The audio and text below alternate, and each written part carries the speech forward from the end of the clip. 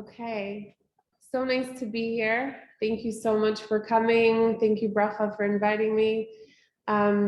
It's been a really amazing journey, my Jewish meditation journey. It started a few years ago as part of my teacher training program at the Elevation Project. I don't know if any of you have heard of it, Rav Daniel Katz.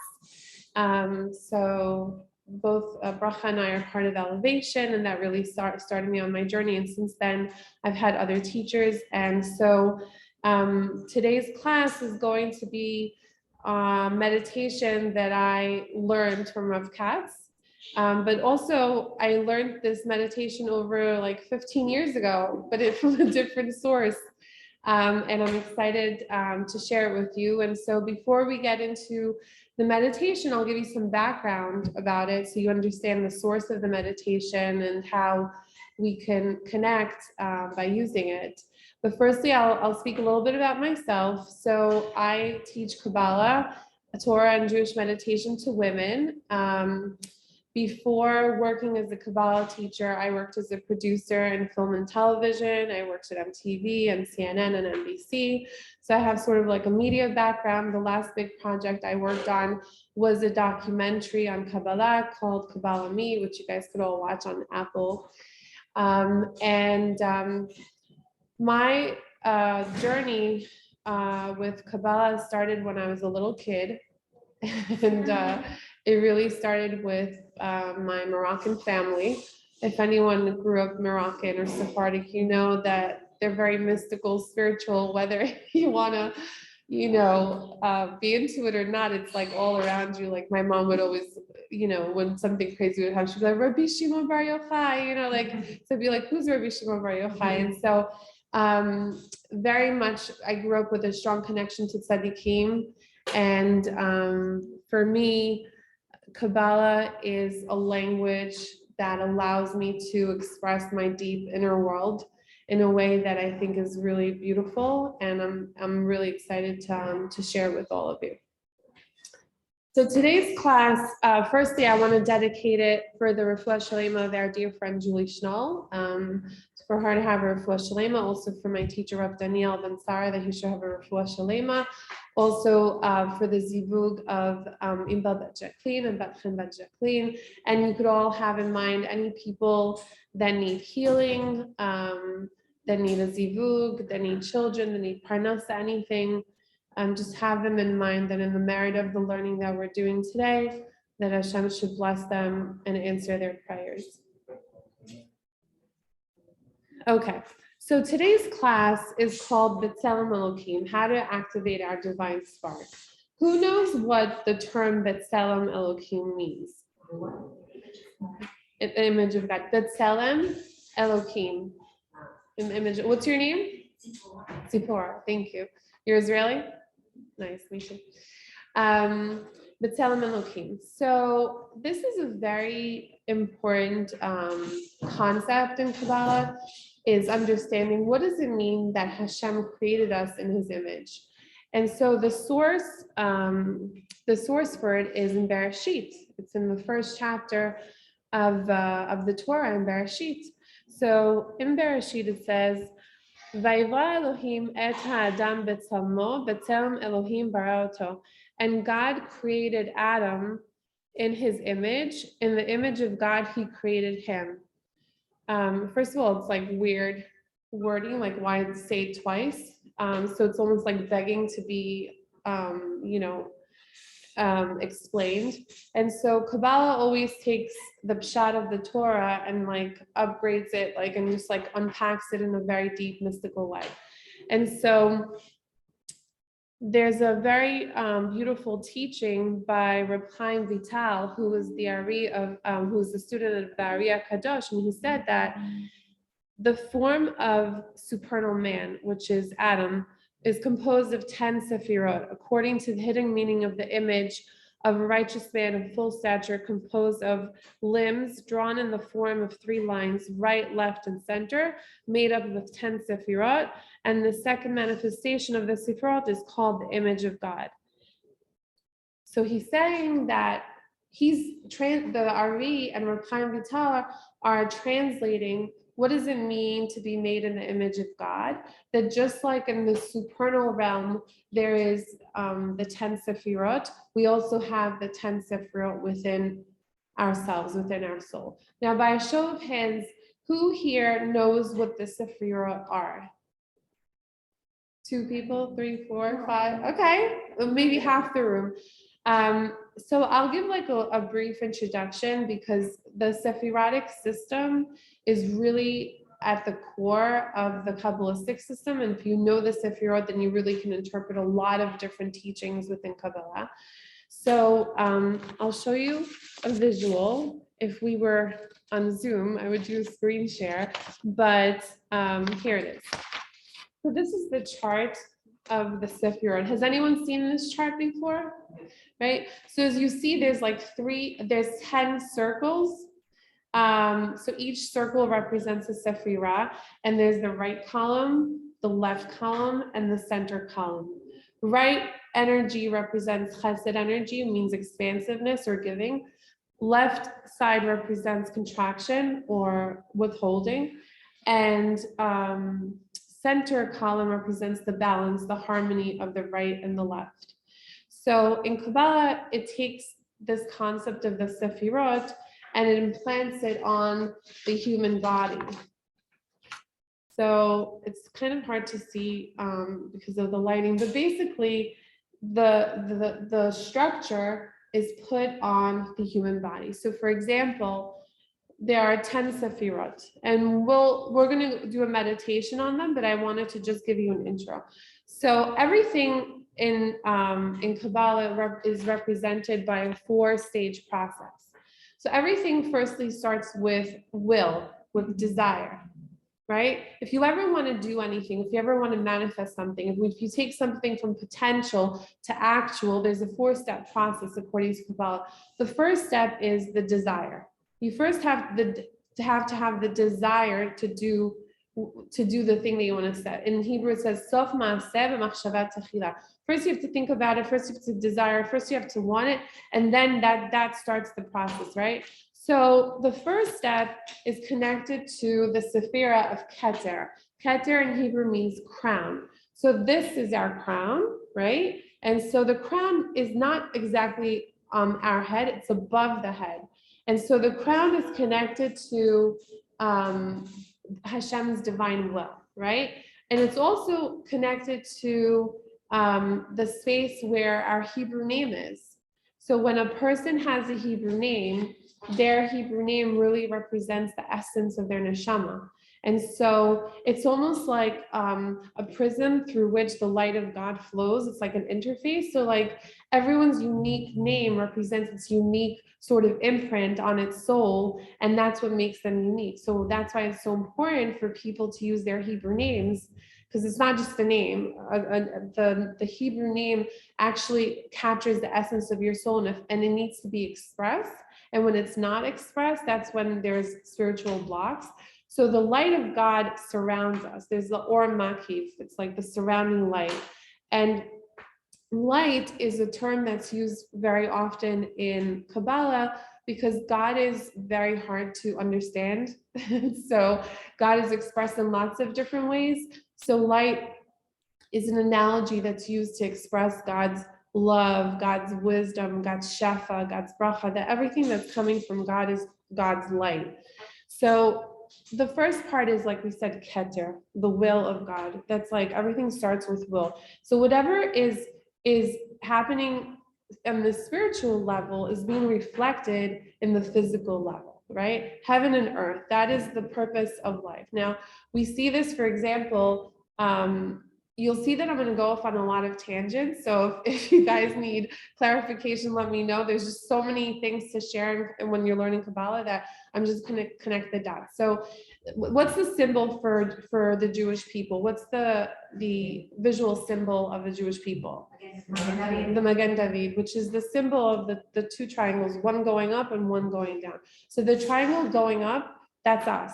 That's the vessel. That's the part that we're always looking upwards. We're reliant on the spiritual world. And the triangle going down represents the spiritual world because that's our source of energy, our source of everything. We're completely dependent on the spiritual world. So the Jewish people, we have a specific job in this world, and our job, which is the union of the two triangles, the union of the masculine and the feminine, the spiritual and the physical. So in Kabbalah, masculine represents the energy of giving, the seed, and feminine represents the energy of receiving, the formation, taking the seed and forming something out of it. So our job as the Jewish people is to bring godliness into the physical. We have to fuse spirituality into physicality. So let's go back to the Sephiroth. So we have Keter. Keter is here. Then we have Chochmah and Bina.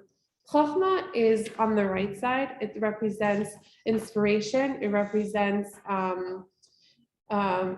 intuition. It represents divine connection. It's the place where we experience dveikut. Dveikut is clinging to God. That's from the aspect of Chochmah.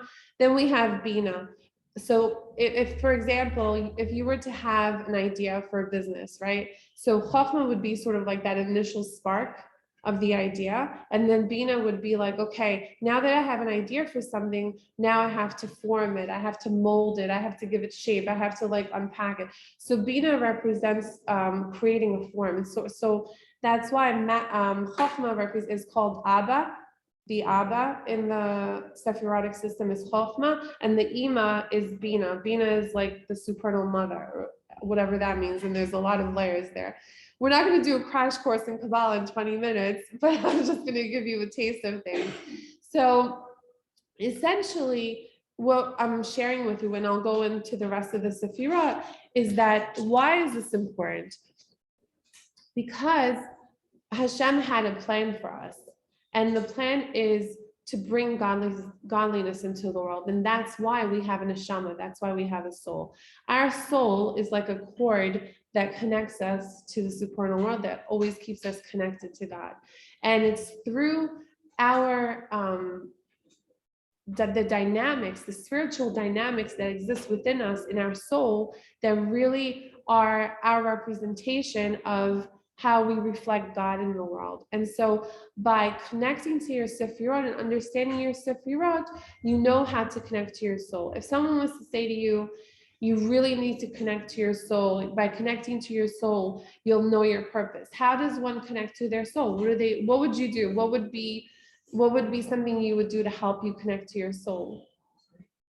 What? Meditation. And why would meditation help you connect to your soul? The breathing. What's that? Breathing. Breathing, yeah. And you're going inside. What is going inside me? Quieting the mind, quieting not being busy with what's out there, and it's quiet. Therefore, the soul emerges. Yes. And what happens when the soul emerges?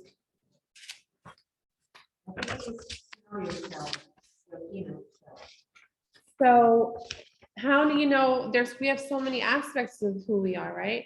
So Kabbalah teaches us that we have 5 aspects of soul. We have the nefesh, the ruach, the neshama, the chaya, and the yechida. And the nefesh is like our personality, right? It's like the identity that we put onto the world. The ruach is the soul, and the nefesh is the part of us that only stays with us in this lifetime. The ruach is the aspect of soul that collects the memories and the experiences from every single lifetime that we collect over the years of reincarnating. That's the ruach. Then the neshama is the aspect of the soul that's part of a group soul, right? We are all part of a soul group. And then the chaya is part of the collective soul. And then the yechida is the part that's like always connected to Hashem, right? So when we live in the world, we are expressing our nefesh. At a certain point, if you go through a spiritual journey, you can access your ruach level. And if you're really, really lucky and you're really advanced spiritually, you can connect to your neshama. But what that means is like your soul is always influencing you. It's not like your soul is there and you're here. The whole point of having a soul is that it's supposed to guide you in this world and help you fulfill your journey and fulfill your purpose, because we all come into the world to do what? What's our purpose of coming into the world? Why do we come into the world? What's that? To make what better? Ourselves better and to connect with God. To be, I mean, to, what is it? Elevarse. To elevate? Elevate Yeah. our soul So, to connect with God. yes. So that's part one. It doesn't stop there. That's just the beginning. So the whole point of connecting to your soul is because you're here you have work to do. We didn't come here to chill as much as we want to. We came here to do work, and our tikkun is part of the universal tikkun. And like I said, I can't tell you all of Kabbalah on one leg because there's a lot to say, but Kabbalah teaches that the world went through a creative process of tzimtzum, where like Hashem contracted his light in order to create space in the world for us to exist. But we couldn't handle all of Hashem's light. It was too much for us. So then there was the Shvira, right? And then when the Shvira means the brokenness of the world, and then what was united became broken, and now we're trying to fix what was broken. And there's a whole system that explains how we do that. But we're basically stepping into a broken world, right? And there's aspects of us that are broken that need to be whole. And when we learn about the Garden of Eden, we're really learning about a consciousness of unity that we experience that we always want to go back to. We always want to go back to that wholeness. We always want to go back to that unity, that oneness. And so when you say you go inwards in meditation and you quiet out the mind, the goal of meditation, obviously we could do a whole course on meditation too, but the goal of meditation is to remember who you are. You're not a body, you're a soul, and you need to be plugged into that soul, and you need to feed that soul. Now, what would be food for the soul? What would be examples of feeding your soul? How do you feed your soul? Praying. What? Praying. Praying. What else? What's that? Mitzvot, yes. Nature, totally. What else? Meditation. Meditation is always going to be the right answer in this group. So you're going to have to come up with what other than meditation? What are other things? What's that? Love. Thank you. That's beautiful. What else? Learning. Learning? Who said that? Learning what? Intellectual learning? What kind of learning? Learning of anything that will improve you. So Kabbalah teaches that wisdom is really the doorway to accessing God. That we're here to constantly learn and grow, learn and grow, learn and grow. That's why if you ever learn Torah, you never feel like you've learned enough. You're just like, just as you start to learn, you're like, oh my gosh, there's more and more. And it's supposed to be like that, right? There's this concept in Kabbalah of like the Supernal Torah, right? That we have the Torah that we received from Hashem, and that's the Torah that we have now. And that there's a Supernal Torah. What's the Supernal Torah? It's like a sea of wisdom, right? And we all have our letter in the Torah, right? In each Torah, we all have our specific letter that we're supposed to express from the Torah. What does that mean? We have our own letter in the Torah. Because we're a part of God, so we're souls also from God. So what does that mean? We have a letter in the Torah. Our energy, you said our name also. Yeah, it is. Yes, but when we say that our letter in the Torah, what we mean is we have a part in the Torah that we need to express. There's an aspect of wisdom that we're supposed to experience and share. So, like I think there was the Rebbe Lubavitcher Rebbe that would say, if you know Aleph, you teach Aleph, right? That's how I started as a teacher. I knew Aleph and I taught Aleph. Like we all have something that we're supposed to share with the world that's part of like the divine consciousness. And so when we meditate, when we feed our soul, when we do all those things and we go inwards, it's not just for the sake of ourselves. It's not just for the sake of this is what I need for myself and for my journey. It's for the sake of also, what am I supposed to express in this world? What am I supposed to learn and grow from and then share? Because everything is about sharing. It's not about holding on to it for yourself. Like a lot of people think that, being a spiritual person means you go and you meditate in nature and you have these deep mystical experiences and you see these incredible things, these incredible visions, and that's what makes you spiritual. No, not in Judaism. In Judaism, you can have that, but you have to come back down. And it's our job to whatever we access is to come back down and to share it and to help fix the world. So the world is constantly going between the process of Shavira and Tikkun, brokenness and repair. We're constantly going back and forth between brokenness and repair, whether it's in the global scale or within individually. Okay, so I'd like to get started with the meditation, because I could go on, but I'd like to get started with the meditation. Before I do, does anyone have any questions, any comments? Go ahead. I didn't, maybe you say it and I didn't hear it. Yeah. Where exactly did you learn Kabbalah? I mean, is that? Oh my gosh, I've learned Kabbalah for over 20 years from so many teachers. I could list like over many, but if you watch the documentary, almost all of them are my teachers. That's how I did the film, is because I knew so many of them. It's called Kabbalah Me. Kabbalah Me, yeah. So you'll see there's like Rabbi David Aaron from Israel. I don't know if you guys know him.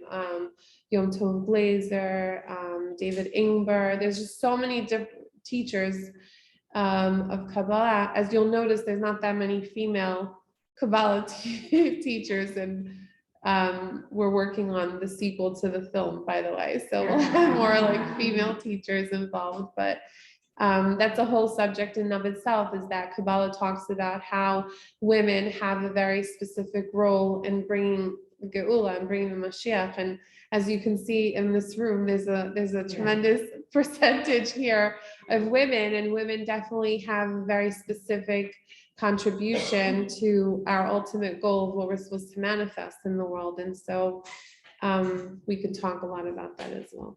All right, so are you guys ready? Okay, let's get started.